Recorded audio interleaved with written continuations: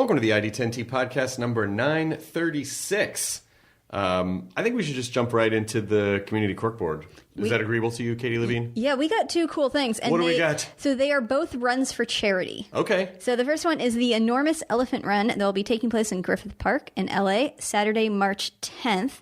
There's going to be a 5K run, a jog, a walk, and dogs and kids are more than welcome. It's going to be a fun, relaxed run, and all the money raised will be going to the David Sheldrick Wildlife Trust, which is one of my favorite charities. They help save elephants and other mammals in Africa. I sponsor a little baby elephant called Malkia there.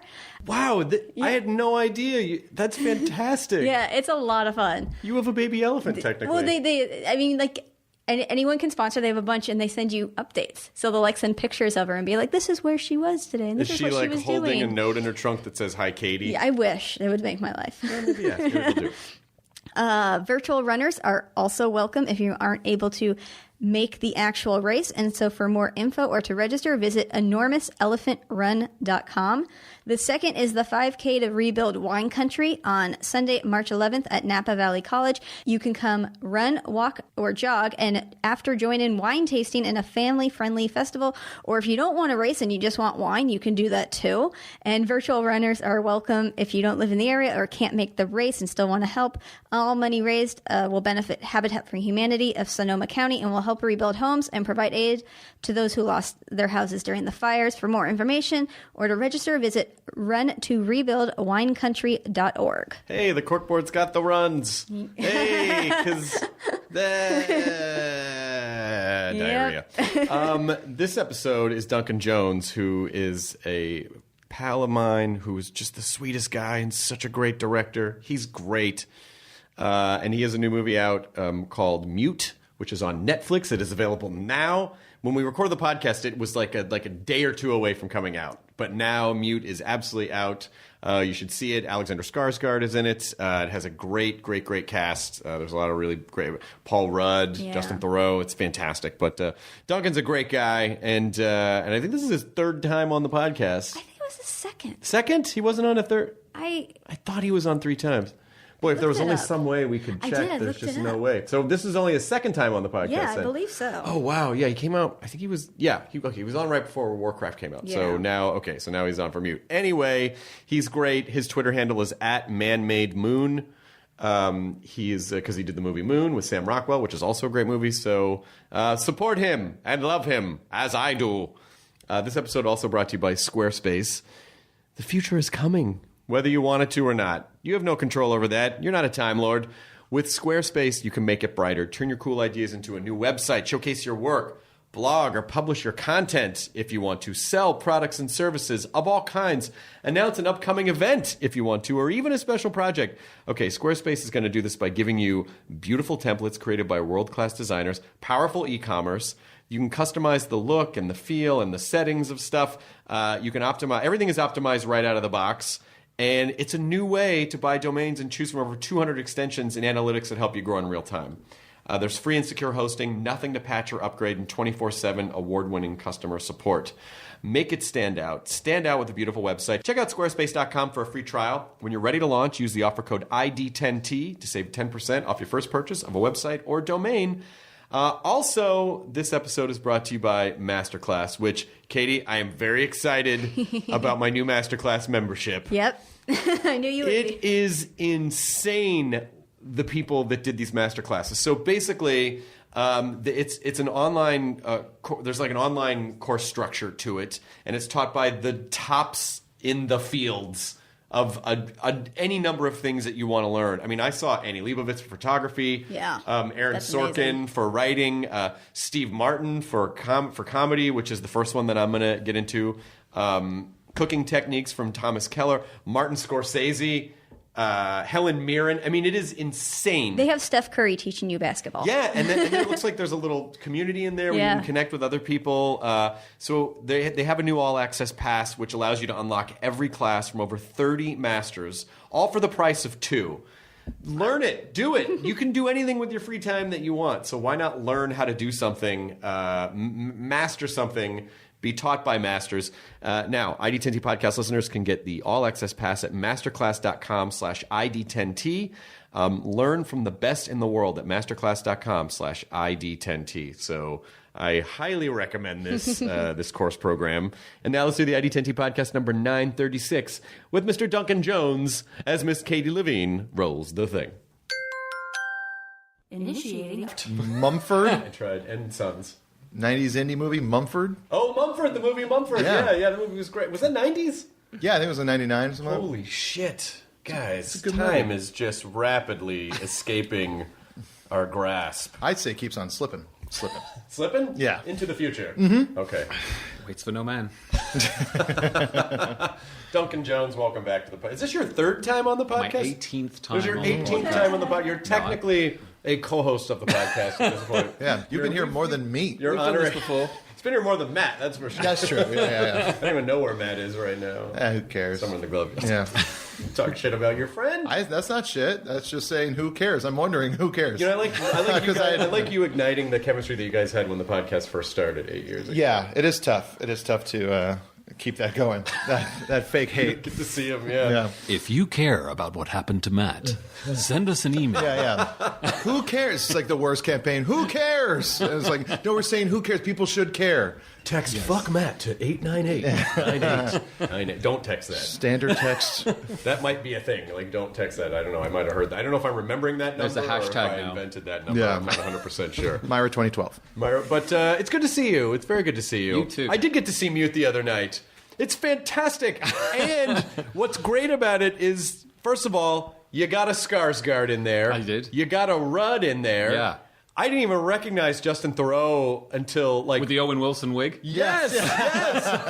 It took like 30 minutes into the movie. My wife goes, I think that's Justin Theroux. I'm like, oh my God, you're right. We actually called it the Owen Wilson wig. It really- In fact, that was when I was talking to hair and makeup. I said, I look at this picture of Owen Wilson. Is there a wig that looks like that? And that's what they got for Justin. But it looks good. Like, it looks good. It doesn't, Absolutely. It doesn't look wiggy. Yeah. But you haven't seen the movie yet, Jonah. No. So I'll be the barometer for the audience Okay. that hasn't seen it. So- Once I start feeling uncomfortable, I'm going to scratch my right temple. Here's what's really fascinating about the movie is that it's not technically a sci-fi movie. However, it is nested in kind of a future. Yeah. It's like, I don't know, 30 years in the future. Absolutely. No, there was this great quote I remember badly paraphrasing from Philip K. Dick about Blade Runner when he first saw it for the first time.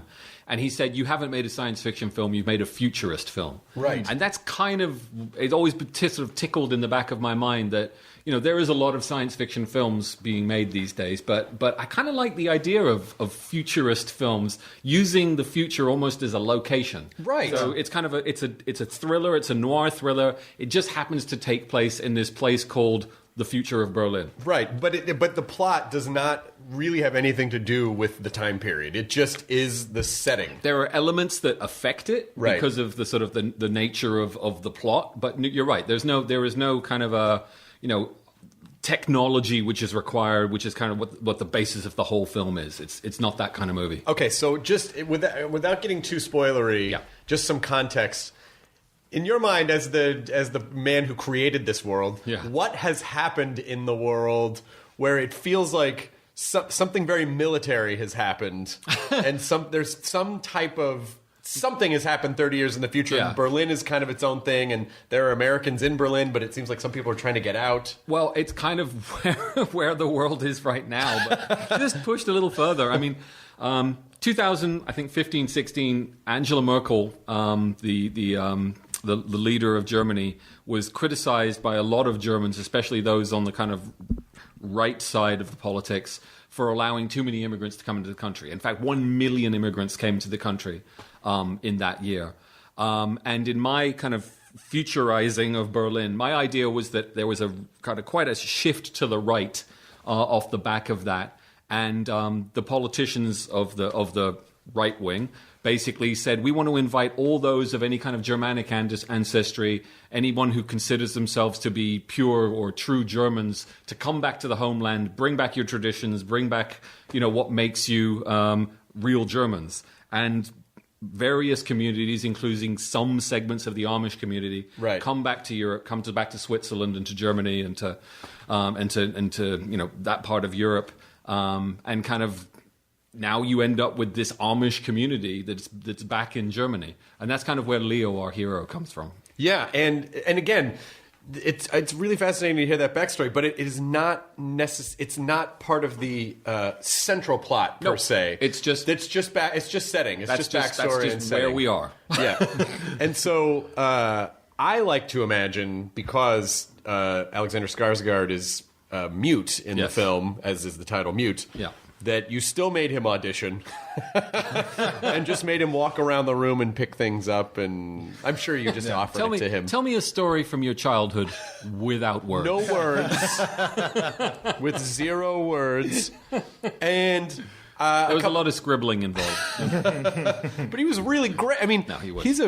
he's such a fantastic actor. He really is, and I'd seen him in Generation Kill.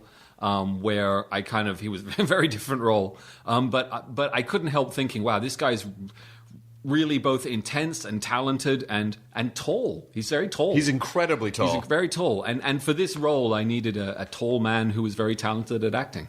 Yeah, and also I think I spotted a Stellan Skarsgård in there, just like a half a second, maybe. No, I thought I saw his dad in the background somewhere. No, But you saw Dominic Monaghan. I saw Monaghan was amazing. I spotted a Rob Kaczynski. I also spotted There's a Sam Rockwell. there was a Sam Rockwell peppered around, and Lydia was like, "Oh, I recognize that guy," and I go, "Oh my God, he played Mickey on Doctor Who." Noel Clark. Yes. Yeah. So the cast is fantastic, and it's just and this really feels like it was a very. I know you were excited about making this for a long time, and we had sort of talked about it. I think maybe you had sort of hinted around that you were going to work on this the last time we talked. Yeah, which I mean, was right I think around when Warcraft was that's coming right. out. No, I mean, I think I was, I had been banged in the head so many times by Warcraft, I kind of didn't know where I was. But after every film, I always think I'm doing Mute next. Right. This time it actually happened. I've been trying. Mike Johnson, my writing partner, and I wrote this 16 years ago. Oh my God. Oh, shit. And had been trying to sort of work out how we were going to get it made, and we tried different avenues. We tried through the studios, and we were going to do a graphic novel, and we tried to do an animation, and we really tried just about everything.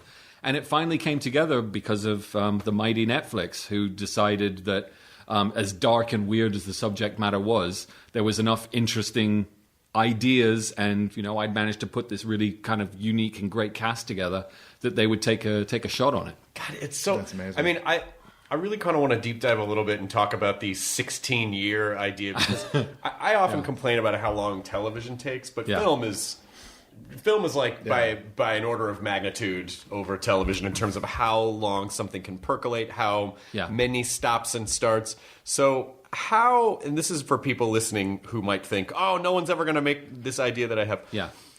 How do you maintain, first of all, the integrity of the project? How do you maintain your passion for the project? And as you have 16 years in your life, you change. Oh, so massively. So how do you kind of keep it all intact with that much time and that many events? Well, the truth is there have probably been a handful of other projects which have just fallen away over those 16 years that I just either haven't cared as much about, or have just ceased to be as relevant, or just not just weren't appropriate. Didn't feel like the right things to make anymore.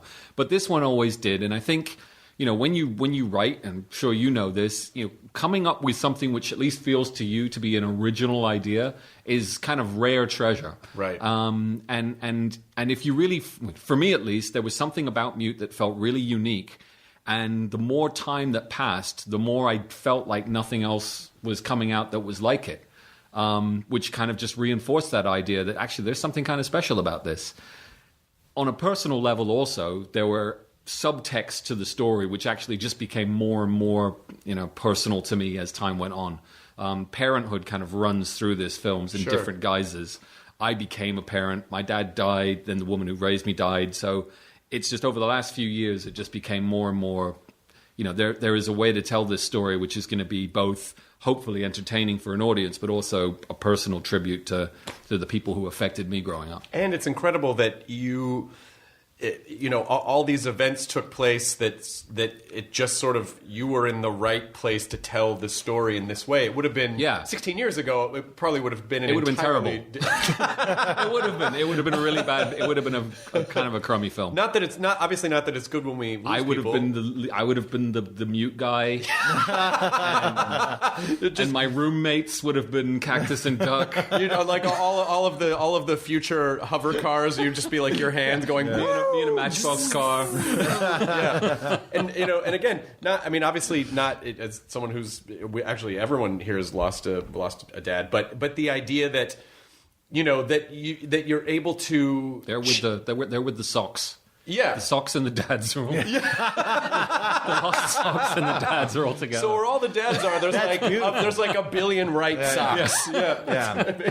We should have checked the fucking dryer lid thing. But the idea of being able to channel that energy, is also must be incredibly therapeutic as well. Yeah, no, it really was. For those who are cameo spotters in the movie, there's a picture of me with my mustache shaved off, with a big bushy beard, holding a little baby, and that's me with my son, doing an Amish impersonation. So right. I'm Alexander Skarsgård's dad. Oh yes, excellent. So that's me and my son. So it just felt like the right thing to do. And how's fatherhood so far? Oh my God, it's so tiring. My wife's pregnant. We have our daughter is due in April. Oh my gosh. So she's like round like a pie. Oh my gosh. And my son is insane. Well, it must have been great. You went back for seconds. Yes, that's true. No, well, actually I was trying to get it right this time. But no, it's amazing. It's amazing being a dad, and but man, oh man, is it tiring. Yeah, and so how are you balancing? Did that change the way that you write? Because obviously, you have to stick to a certain schedule that is probably tied to whatever the schedule of your child is. Yeah, no, I think I have an incredibly generous and willing to go with it wife who we actually flew out to Berlin when my son was 4 months old to go and shoot Mute. So her and the baby came with us, and it was night feeds and diaper changing, between takes, and it was really tiring. I don't recommend it. I don't recommend making a movie when you have a newborn. I mean, newborn parent brain, I think, is probably hard enough to navigate if you're just like trying to get coffee in the morning. But I can imagine having to be in a place where you really, as a co-writer and a director, really have to have all the answers about everything that's going on in your movie at all times. Yeah, sometimes the wrong things come out. Just wipe his butt. And Alexander Skarsgård's like, why is someone wiping my butt? And Paul Rudd's like, just shut up and just let it go with it. Go with it. He's method. I also got to say, Paul Rudd, not that you forget what a great actor is, but he does so many comedic roles. Yeah. But to see him like really as just kind of a straight character. Yeah. He's was that fucking fun? Fantastic. He's so good in this. And I mean him and Justin also, Justin Theroux took on an awesome responsibility with this role, because it's a really hard one for anyone. Yeah. But Paul was absolutely amazing. And Paul and Justin I cast as a pair, because I really needed the sense of the friendship that those two guys needed to have, the characters in the film. It needed to feel really believable. So it was almost like you're casting, a lead and his or her romantic interest. Right. You had to have that chemistry.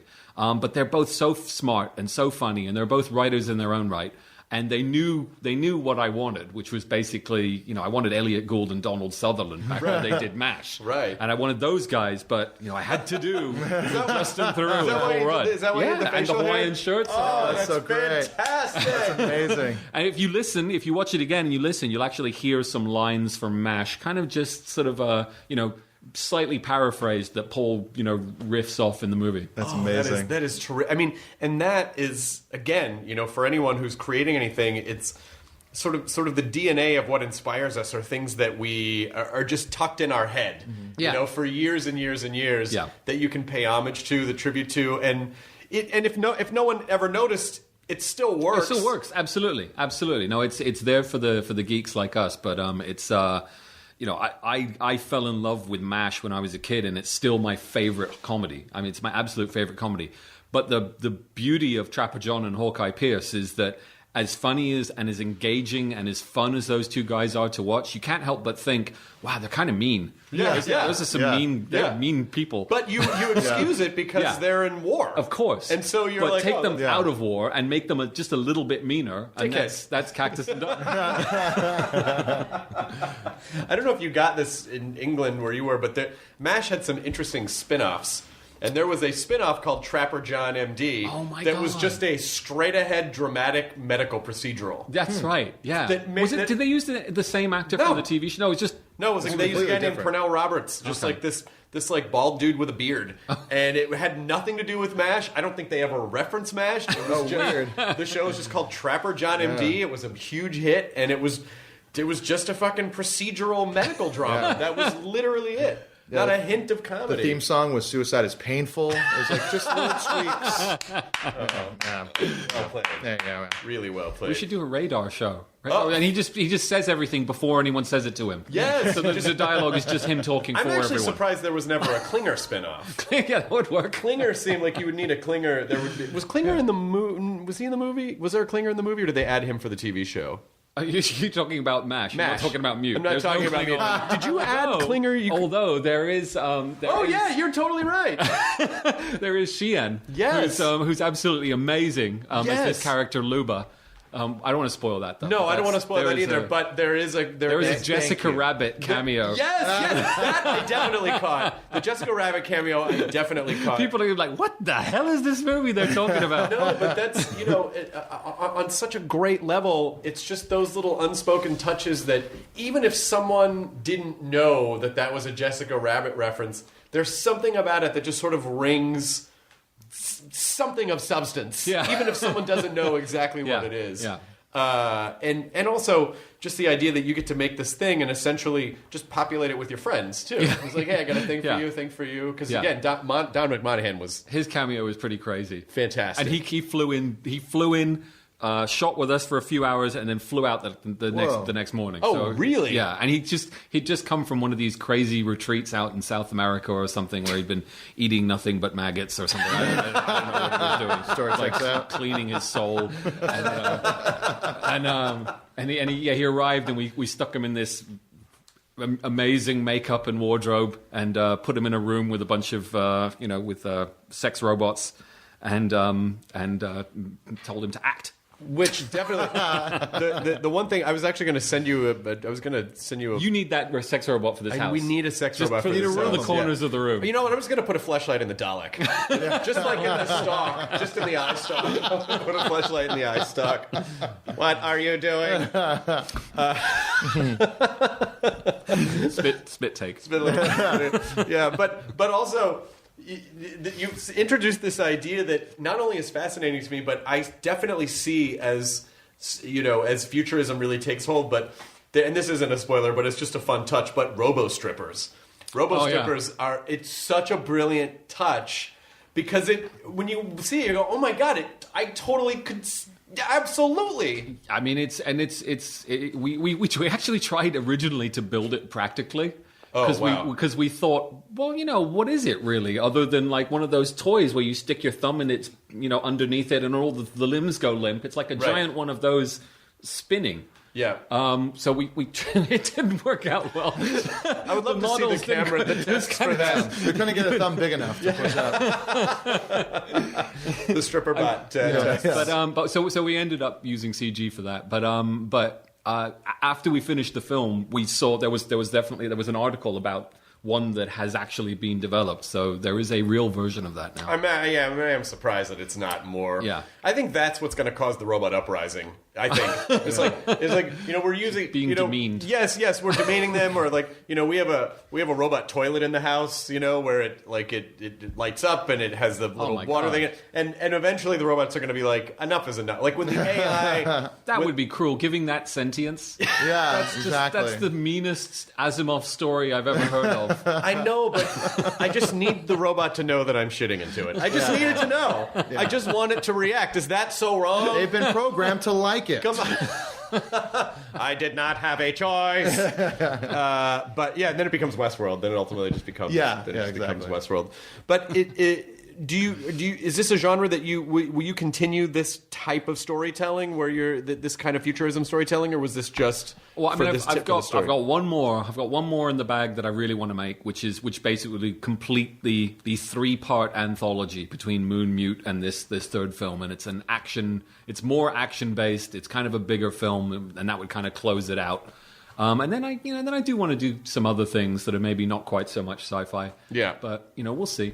Great. Do you have a name for your trilogy? The Cornetto? Yeah, like the Cornetto trilogy, like Edgar and Simon's like, that just jokingly became the Cornetto trilogy. Is there a I don't know. I have to come up with something witty, which is which would be even better than Cornetto. The Robo Stripper trilogy. The Robo. There's no Robo Strippers in Moon. No, but it evolves. There were no Cornettos in the Cornetto By trilogy. The end of this podcast, there are. By the end of the podcast, we're going to come up with it. Yeah, we'll have it. All right. We're going to make it. We're going to make it work. You can call it the. You're wearing a stocking cap right now. Oh yeah, is that the name? Could be the stocking cap trilogy. It could be the. We're really grasping for straws. Wait, that's grasping for straws. Times 3. So are you only available on Netflix trilogy? Yeah. Well, if you put Rockwell in the next one. Oh yeah, then it could just be the Rockwell trilogy. Yeah. Interesting. The 3 bells. Yeah, the 3 billboards of Sam Rockwell. Oh yeah. Oh my God. So are you already writing the next one? No, it's done. After Source Code, I wrote it, and we tried to get it made, and we were really struggling at the time. But I kind of feel like the terrain has shifted a little bit since we tried to do it. It stars these two sisters from the north of England, and it was kind of great. It was an action sort of road movie starring these 2 women, and back then it was much more difficult to make. I really feel like maybe it would be easier now with what's going on, but we'll see. We're going to try. Great. And when you sell a movie to Netflix, do they have any sort of because I've heard that they're sort of notoriously radio silent on how anything really does or what's going on, which I'm sure can be kind of maddening when you don't know, like, anyone see this? What the fuck? Yeah. I mean, do they have any expectations when you deliver something? Do they just go, thanks? I'm just gonna be like, Rocky and Stallone in the original Rocky. I'm just gonna run up the stairs saying, "We won! We won at movies. We did the best." Well, who's gonna say no? No. Oh my God, that's not a bad. Who could stop you? Exactly. No one. You should just start saying like, it's the best making movie ever. 50 million watched it. 50 million what? Exactly. 50 million. I mean, does that, so I know what you mean, though. I mean, I think there's, what the stats on how the film doesn't bother me that much. What does is theatrical experience of having a big crowd being able to go see it together. Yeah. I miss that.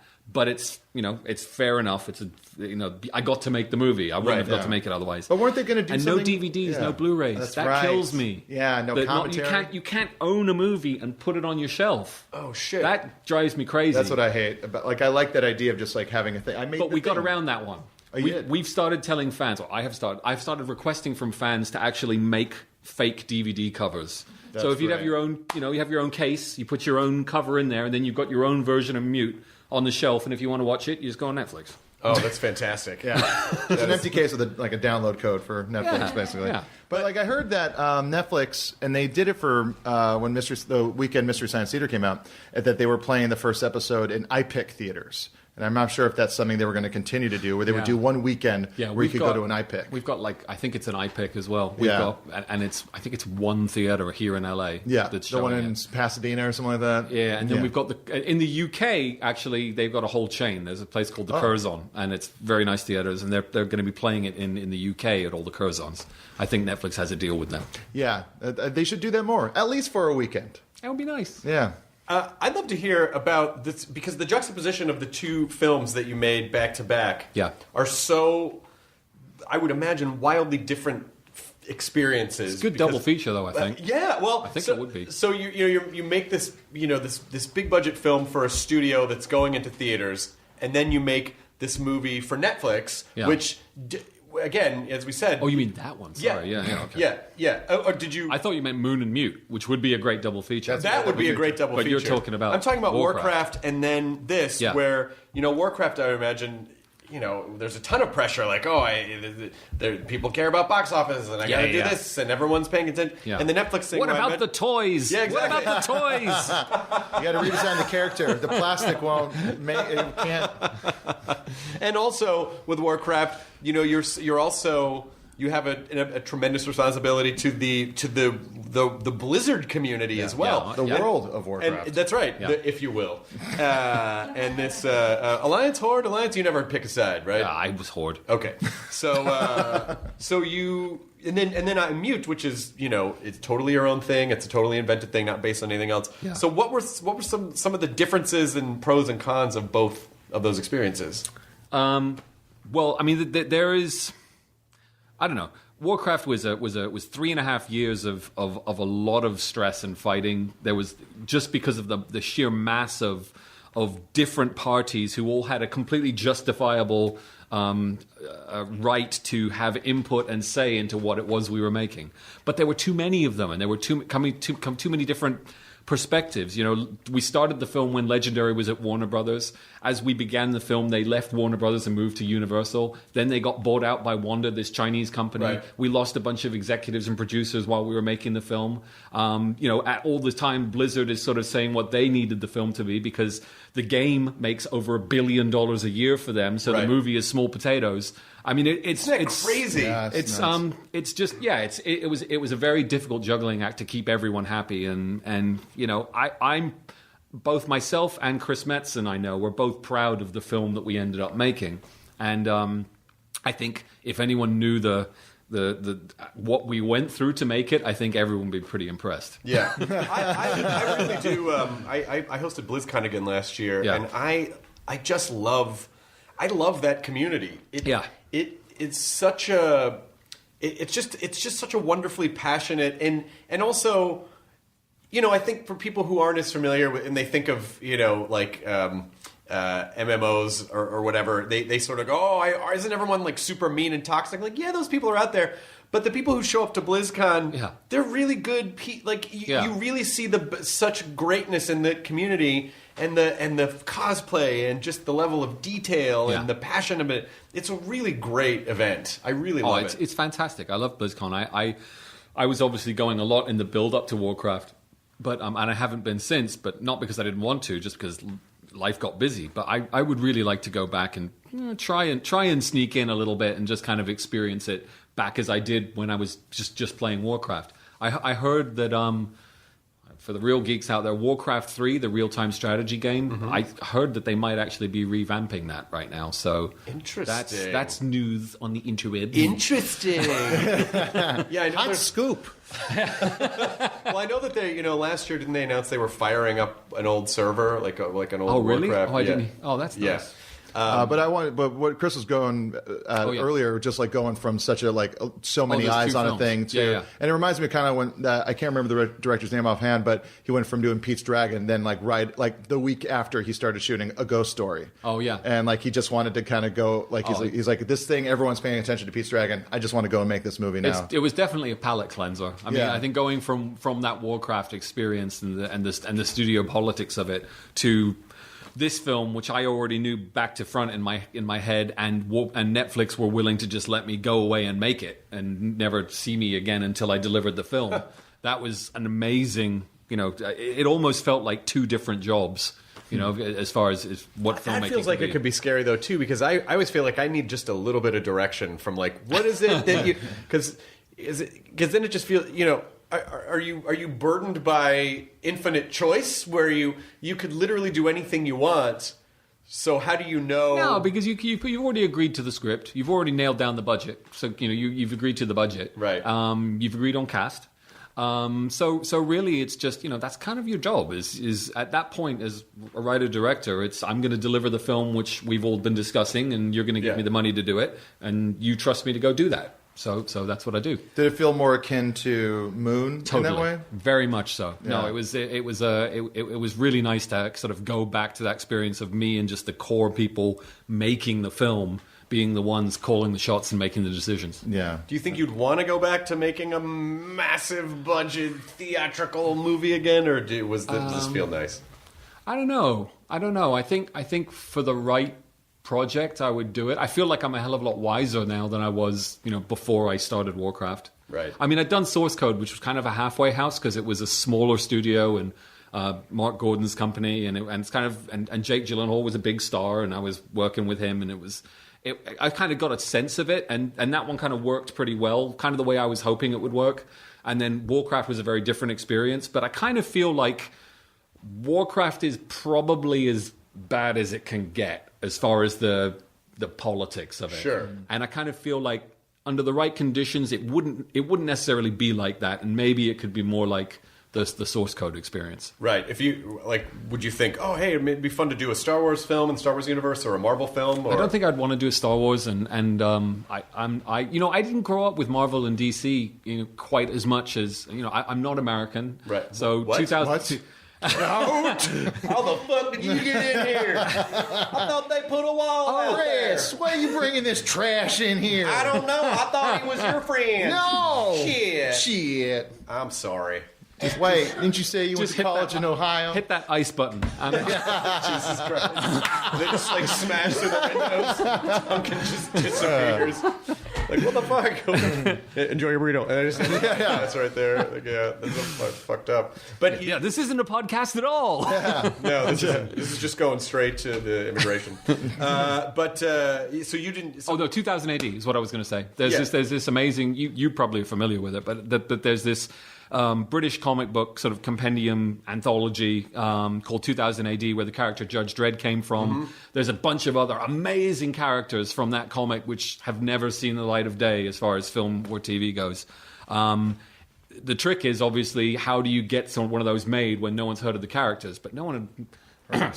Forgive me, I would say no one had heard of the Guardians of the Galaxy other than a few people who were big comic fans, or Ant-Man, or there's a lot or of Deadpool, really. Right, I mean, right. Deadpool was small. And what I think the last few years have proved is that people don't necessarily need to see things they already recognize. They just need to see good stuff. They're cool. Yeah, absolutely. That, where the director had a very strong point of view and was allowed to sort of express that. And I won't name names, but I know that there's a few of us British directors who would love to get our hands on some 2000 AD stuff. You, Attenborough. Yeah, that's right. David Lean.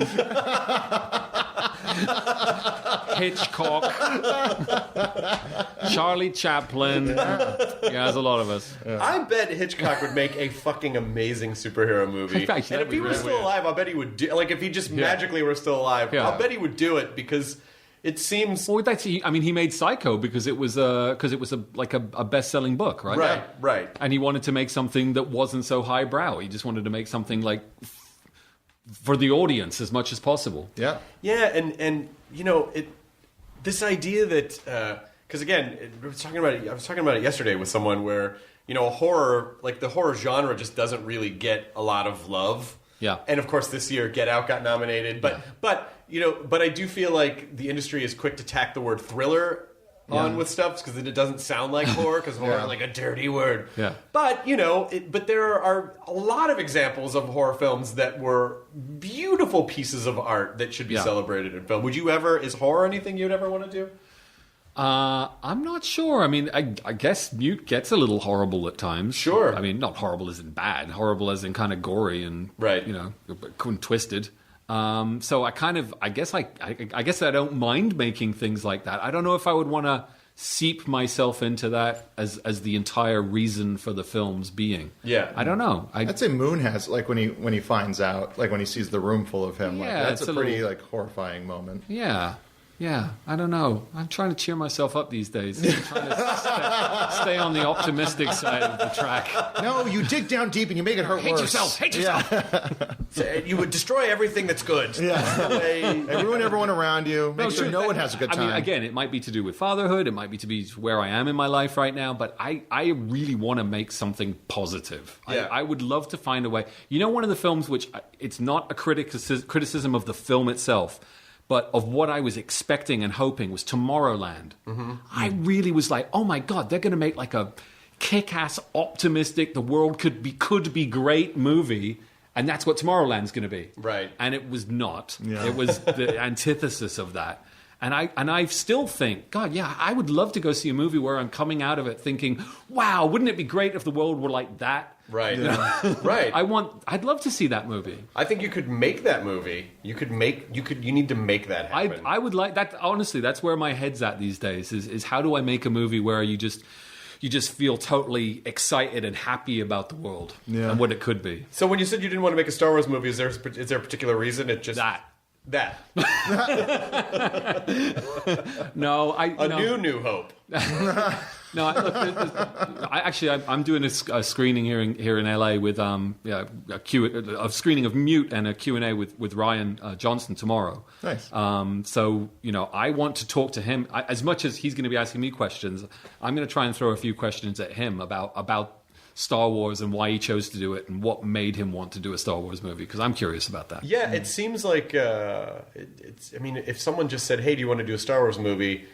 I think it would be probably equally sure and oh my God, no, because there's so much weight to it, and there's just so much attached to it. That How could it even be your story? It could never. Yeah, it can't. It can't be your story. And then seeing what happened was like with getting trolled, getting the rating trolled, and everything. And like, is this really worth that? Like, was it really worth it to take it to that extreme? I don't know. Yeah, I don't know. I don't know either.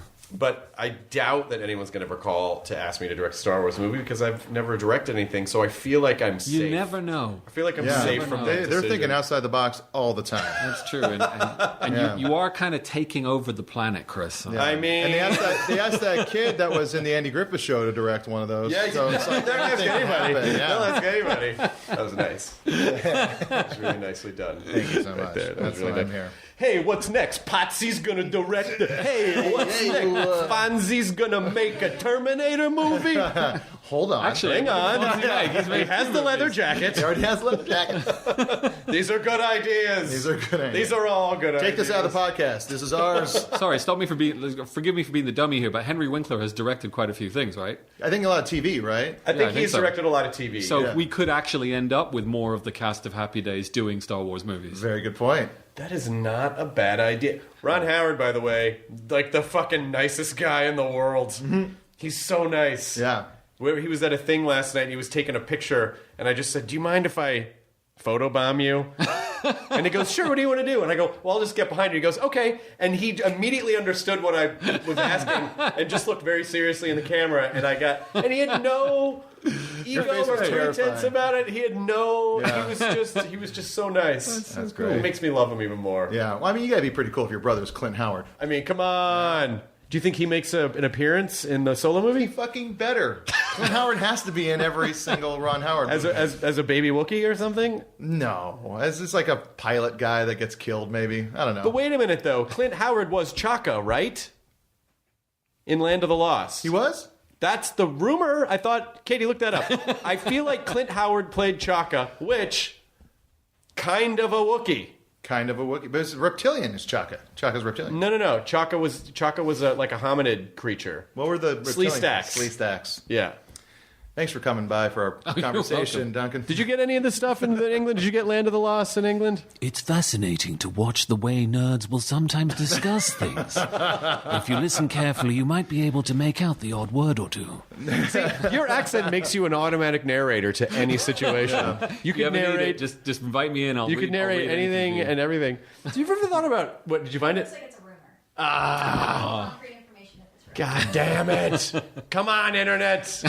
You can make anything else true. Just make this true for me. Just make Clint Howard Chaka. I always thought he was Chaka. Oh, well. My worldview.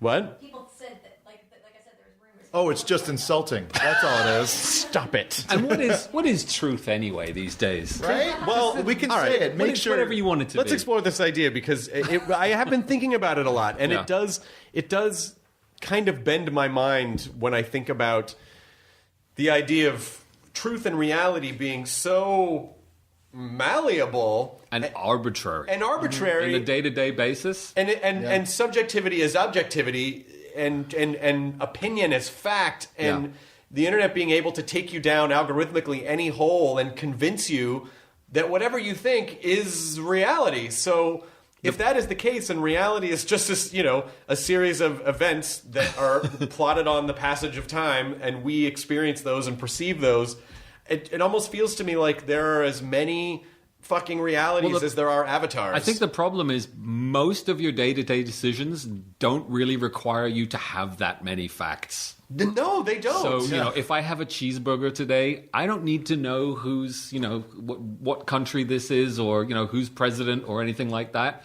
So I could just make all that crap up for myself and I can still function. Right, yeah.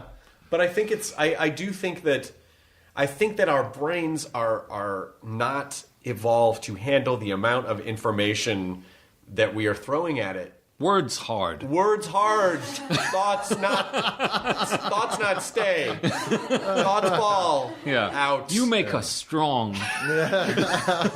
Chaka.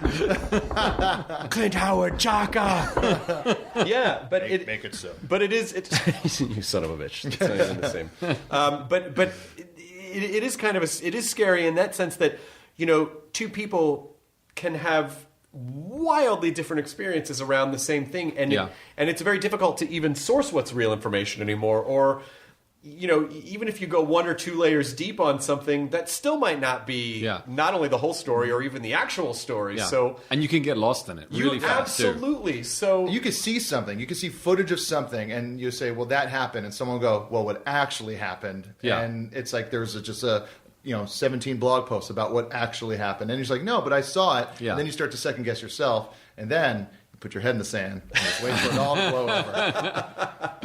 Are you avoiding news and stuff as much as possible? Or do you No, I actually, you know what? I've been getting a little bit better, but I used to be a news junkie, so I would spend way too much time. I mean, as my alternative to listening to music was just having the news on in the background. That's no good for a new dad. I know. It really is. I think the whole dad thing has been absolutely changing my behavior in that way. That's good though, because if you were burdened, whether or not you realize it, you would definitely pass that would emotionally trickle down to your kids. But whether Twitter is still the devil. Yep. It's rough. I am way too addicted to that, and that needs to change. But I haven't quite broken the habit yet. I tried getting off, and there was withdrawals. Yeah, it's like there's a weird disconnect that you start to feel. It's like, wait a second, nobody knows what I'm thinking. Yeah, I don't know what anyone else is thinking. It's like, wait a second, my friends? People don't need to know what you're thinking. I'm not connected. I've every once in a while I'll just Lydia and I will just look at ranch properties just for fun. Yeah, like just look at them and go, oh, I said to her the other day, like I totally get it. Like a farmhouse in the middle of somewhere, you grow your own vegetables. Oh, you do your and just cut off from everything. Yeah. And she goes, "You say that, and she was like, in 3 hours, you'd be like, I gotta get back to this. Does Whole Foods have internet? I just gotta go pick up some. Go into town real quick. Hey, they got them drones yet? Yeah. Them drones gonna coffee shop has Wi-Fi. I'll just be there for the rest of the week. I bought it, so it'll stay open 24 hours. I just bought it. Yeah, it's not that expensive. Big gap in customers from. It's not that expensive. Do you have a place that you go and kind of unplug and relax? No. I envision that you might at some point. I think we're going to need to do that. Right now, the way that where I live, our house is kind of everything is sort of all bundled together, so. Our bedroom where the baby sleeps and my office have no closable door between the two. Okay. So we're going to move. Yeah. You need a separate spot. Because that's not healthy either. No. I find babies to be very poor writing partners. But they laugh at all your jokes. They do, but they have a difficult time thinking about story. They get distracted very easily. That's true. Your movie would just be a lot of and object permanence. They're object not very good with that. They're not very good with that either. And that ruins plots. No, yeah, exactly. You're trying to explain a car. It's like, the keys. They found the keys. What keys? What is keys? Yeah. What is keys? Playtime. Yeah. Playtime. I mean, is there anything that you can tell, even just in the last couple of years, that you've learned from your first child that you have said, all right, I'm going to do this or not do this with the second one? Okay, high chair for eating. All right, bad idea, good idea? Good idea. Okay. We tried to be, hey, yeah, we're just going to let him eat when he wants to eat. And now the house is just covered in hummus. Oh, sure. So, I think that's definitely a lesson learned. And just trying to be a little bit stricter, I think, than we've been. We've been kind of very, very flexible about everything. You want to poop? Yeah, poop. Poop wherever you want. Hey, man. Eat where you want. Free country. Hey, come on, man. Hey. You're a person too, man. We're all just human beings, man. But I do. So we'll work on that. It does seem like, I don't know why I'm thinking about this parallel, but it seems like there seems to be I think people do need some sort of structure. Yeah. People need to know. They just want some type of a road to know, like, how to. That's why I say, like, I don't know if I could. If someone just said, make whatever you want, I go, I need a little bit of structure. Right. But also, even thinking about, in talking of futurism, like, VR as a storytelling device, like, you can't. So where are you with that? Because I loved Lawnmower Man. I thought it was Lawnmower Man was ahead of its time. I love Jaron Lanier and the whole, oh my God, VR is the future. Yes. Now it's kind of here. I'm not as excited as I used to be. No, because I think, VR is very much a closed experience. And, they just weren't really thinking... augmented reality is really, and different versions of augmented reality I think are more interesting because with VR, it's like you have to be in one place, you have to put on all this equipment. Yeah. You can't, as a storyteller, I just think not everything needs to be in VR. Maybe sporting events, maybe a concert or something. But as far as a storytelling device, I still think people need to know where to look. Yeah, absolutely. Yeah, you have to be able to direct the story. You have to be able to tell them, okay, this is going to be really important, so let's just have a little glance at this before we go off onto this adventure that you want to do. And I think as soon as you start forcing people to do stuff, it's not really, I guess it's not VR anymore. It's something else. Yeah, but it is. But I even as recently as 2 years ago, everyone was clamoring to make VR this and that, and I'm not sensing any of that anymore. No. It's just the idea is too cumbersome. But I think there's a great. I don't know if you follow the Futurism account on Instagram, but it's great. No, I don't. I will now. Though. But they just said I think that maybe it was HTC or Samsung. Just made like a fully contained VR head unit. Yeah. But I don't know. It's still just. Well, the idea that it's like it'd be like you're actually at a concert. It's like but you still have to look in one direction, and like you gonna look at the people next to you enjoying the show while watching One Direction. Yeah. Hey, come on. I will not. Up top, my friend. Here we go. Let's do it. Thanks, Jonah. I didn't do that. Oh, buddy, another one. No, come on. It's audio. They don't know. That's not you. Now do that with your hand. Do that with those. Every time. This is my thing. If someone like put up your high five, if someone wants a high five, you can't leave them hanging. That's not a good thing to do. Yeah. But you don't respect the joke or what they just said. You just backhand it away. Oh, that's not bad. Can I show you mine? Here, hold up your hand. You wipe it. Because it feels really gross. Like it gives like a very negative kind of. Just poke your finger and go. Just boop. Yeah. Anything but don't get like you touch it so that they can retract. Yes. Put it down. That's the loophole. Yeah. That's the loophole. So let's see. February. It's almost March now. Oh, so almost any time you could be a dad, and like starting in a couple of weeks. Oh yeah, and we're going to try and make it happen early because it just seems like it's worth getting done. Yeah, good. Get on with it. Who needs all the fanfare, all the anticipation of life being made? We get it. You're a fetus. Come on, let's get on with it. Come on. Let's get out of here. Let's go. Yeah. Hospitals are expensive. In and out.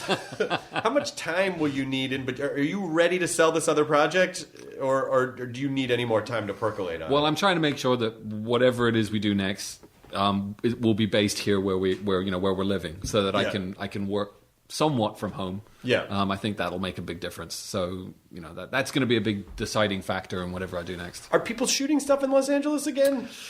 Not a lot, but if, I'm trying to be clever about it and come up with something that would be doable in that way.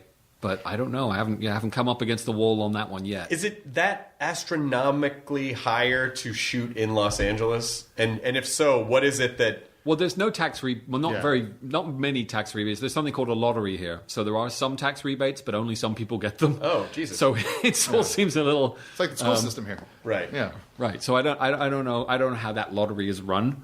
I don't know who decides who wins the lottery. Super fairly, I'm sure. Yeah, I'm sure. I'm sure. No doubt about that. No doubt. But I think one would you hope that if we do decide to make something here, maybe we'll be able to get in on some of that sweet tax rebate action. Right. Otherwise, yeah, it's going to be expensive to shoot here. So I mean, it would seem to me, and again, I'm not a government person, so what do I know? But it would seem to me that they should be trying to lure because. Obviously Vancouver sucked a lot of business out of Los Angeles. Yeah. And now Atlanta is like a mini Hollywood. Oh, yeah. I mean, it is a ton of stuff shoots there. Yeah. And it just seems like there's just not going to be a ton left. What was that great film, the one that Jake Gyllenhaal did a few years ago, where he plays a journalist and not the Nightcrawler. Yes. Nightcrawler. Yeah. I think that was an LA-based movie. Yeah, it seems like. I mean, I think It the felt location so was. LA. It did. Everything about it. But so it must be possible. You know, at a certain budget. That you can do those things. What made it feel like LA? Were they just talking about traffic in the movie the whole time? Yeah, they were talking about the movie traffic and how it personified LA. While sitting in traffic. Yeah, exactly. Yeah, that makes a lot of sense. Everyone was wearing Rams hats. That's what it was. Absolutely, Is that what that is? I think so. Is that a Ram? Is yeah, that a sportsy thing? It's a sportsy. Are you a football fan? A little bit, I'm just getting into it, dipping my toe. Just see how it feels? Yeah. Is it? I feel jockish. I almost the other day had a sense of why it would be interesting, where I was like, wait a minute, if you're a coach, you're really kind of like moving these chess pieces around a board, and the other guy's got his, and I was like, oh, and then I lost it. Like, I almost had it. So close. I was so close. I'm like, no, I can't. And also, I just feel like it's too late in life to just get absorbed in a lifestyle. Like, I feel like You don't have to be. You don't have to dive into everything. I think 15 years of sobriety would suggest otherwise. I think the cold turkey sobriety. I think the alcoholic lizard brain that lives at the core of my being. This is your thing now. Yeah, by 100%. Lydia comes home and there's just a million. Although Lydia's way. It's like she. I don't know. I think she's in the kitchen, but It's like that Key and Peele shit. She'll go through these phases where it's like all of a sudden like 30 survival kits will show up. Oh yeah. I'm like, what the fuck? And she was like, well, I just wanted to make sure. Yeah. So now we have enough food for like 4 years. If there were 12 people, like she's calculated. Deanna's like that too. If I can't ever think of a present for my wife, I just get her like a knife or a survival kit or just something that like was really and these are good gifts. She loves them. Okay, yeah, it's like oh, here's the thing that purifies water. She's like, oh, because we can survive the apocalypse. Yeah, together. exactly. Yeah, Life straws. Life straws. Life straws. Oh yeah. You want to go to the life straws? You can stick it in anything, and it just becomes drinkable water. Yeah. Like a baby. Like a baby. A straw and a baby. Yeah, a life nipple. You just put a nipple on anything, and you fucking suck on it. Whoa! Why? Really aggressive. Why go that way with it? What are you? This is something because I appreciate the fact that spreading positivity is very important to you. And what is something that you're extra happy or joyful about at the moment? It could be anything. It doesn't have to be work related. Like, what's something that you kind of is your little happy chewy joy center? Oh man. Oh, how depressing it would be if it was just food. But really, I like that your brain went to food before you're a child. Well, he likes food too. We share. That's like the thing. We get along that way. Yeah, we have a lot in common there. Gosh, that's really hard. It can be food. I mean, food is always great. Hugs. Hugs are great. Hugs are amazing. Yeah. Wife hugs and baby hugs. They make the day good. Mm-hmm. Yeah. So that would be my go-to one. I have to say, honestly, hugs are great. Do you just kind of have you been thrown up on a lot? Oh, I've had the works. Yeah. Thrown. I've had The Cornetto trilogy. Yeah. The Supreme. The Supreme. The throw ups, the poops, the pees, the snots. The everything, and then those things getting in weird places, getting like all over his hair. He has quite long hair. We haven't cut it, so he's kind of got the Samson hair, and it's covered in hummus and a lot of hummus right now. He loves hummus. Guacamole and hummus is kind of his thing. Nice. So And so were you always immune to that, or did it happen quickly? What, as far as being able to deal with it? Yeah. Oh no, I'm totally fine with it. I never got kind of. I think my wife was actually more kind of. It was a bigger change from like finding all of that stuff kind of icky to being okay with it. I think I was okay with it. I mean, I've always been okay with it, but now I'm starting to get kind of bothered by it, so I'm always cleaning up. Right. You know, it's like wherever he goes, it's like, wipe this up. Why'd you leave that there? Why is there hummus on this? You told me I could shit anywhere I want. That is very strong language for a toddler. I never said I was consistent. Well, that's the thing, is that I imagine you can have very rigid ideas about this is the type of parent I'm going to be. Yeah. And then I imagine no matter what you think, it just gets all shattered to a million pieces, and you just have to conform to whatever. The child is kind of like, oh, no. I guess this is the experience. I'm desperately waiting for language to really kick in with him. Because Right. I think when he can start talking, I think it's going to be I'm hoping it's going to be so much more fun. Right. That you can start, teaching him things and discussing stuff and saying, oh, you should really see this, and look at that painting, isn't that cool? Or like, look at this house, isn't it amazing? And just like talk about stuff. Yeah. It's going to be really fun. He's 2 now? He's just over 1.5. Oh, wow. So he's still got a ways to. He's like another half a year or a year before we're talking. Oh, man. I think. But I imagine it just goes like that. Yeah. How many of those can you do? It goes just like Yeah, I was thinking that. I was looking at. I was just on the Tesla website, just like, oh, look at Teslas. Why not? Let's look at Teslas. The Tesla truck. There's a Tesla truck, but then there's also some super snazzy sports car coming out. Oh, yeah. And I saw the thing, and I was like, put your deposit now. It comes out in 2020. I'm like, that's forever. Oh, that's not that far, actually. That is not that far. Are you tempted? At all. I am a little you haven't tempted. got one yet. The only reason I didn't is because when I got my car, there was, the Teslas were. It's a lot of upgrades to get like the battery package that is better To make it worth it. So it's like, so then if you upgrade the battery package, then you can't just plug it into. You have to put in a special charging station. Yeah, but I'm sure you have that. If you have do you have a gas or electrical? I'm sure you have the right plug.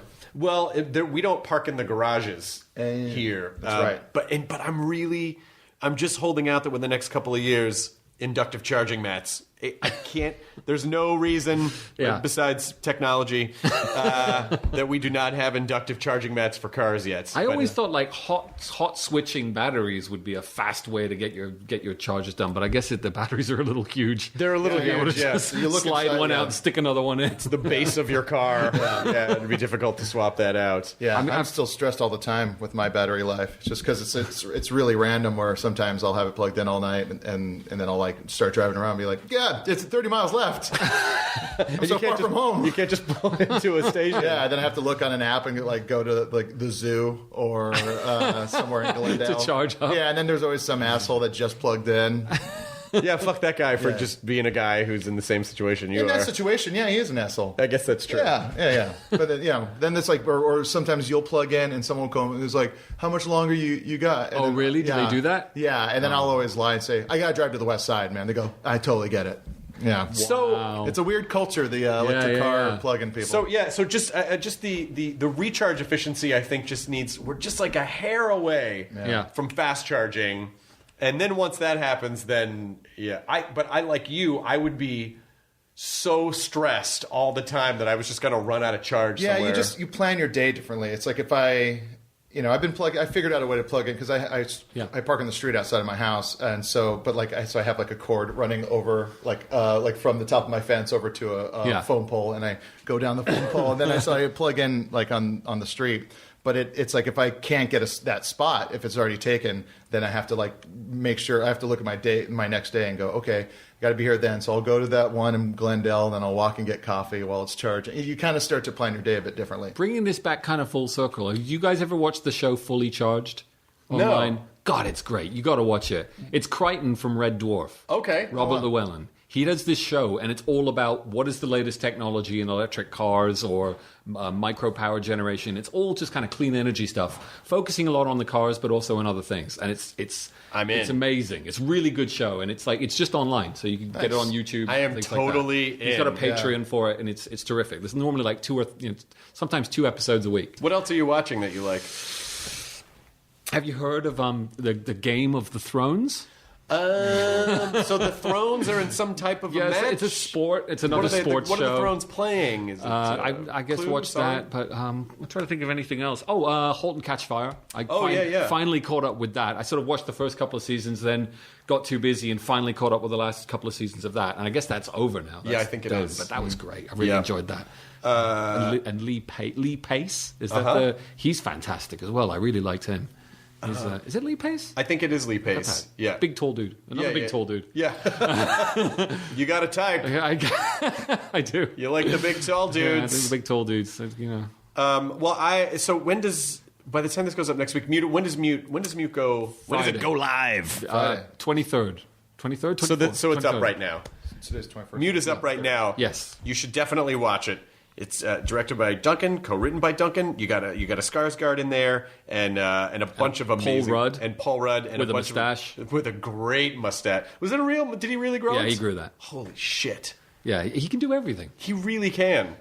He legitimately can do everything, and he's also one of the funniest people in the one-on-one is also one of the funniest. Yeah, I hate him. I know, it's fucking bullshit. No one should be that talented. That's not fair. And also, he's 73 years old. He looks great. He looks fantastic. And also, he's a superhero too. He got to be a superhero. He does everything. But Mute, Duncan, thank you so much for coming back on. Thanks, buddy. Thanks for coming to my house. I'll show you some toys. I'm going to show you around. I'm going to show you some toys. Do you have a lot of toys at home? No, I don't. Do you keep it for your child? Nope. The kid plays with hummus. Exactly. What more do you need? Keys, hummus. I don't know why I expected that you would have like a collection of something or other. No, I'm not a collector. Yeah. But I admire those who are. Did we nice save. Did we determine that? Did we determine that you were going to call the Rockwell trilogy or the bells? The three bells. The three bells. The three bells. Three bells. And what's the next one called? What's the next movie called? I can't tell you that. It has a great title. God damn it! It starts with an M. Monkey. Moon, Mute, and Monkey. The kid named it. Yeah. All right. Enjoy your burrito, everyone. The end. ID 10T scanning complete. Enjoy your burrito.